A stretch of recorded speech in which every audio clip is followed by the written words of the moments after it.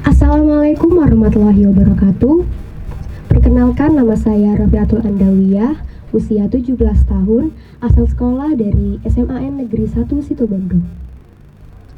Lagu yang saya bawakan yaitu lagu daerah yang berjudul Kembang Melate Pote dan lagu bebas berbahasa Indonesia yaitu berjudul Aku Pasti Bisa. Makna dari lagu daerah tersebut adalah lagu ini menceritakan tentang bunga melati yang memiliki aroma harum yang bisa membuat orang terpincut atau tertarik. Juga bunga melati ini dianggap sebagai bunga yang paling harum dibandingkan bunga yang lain.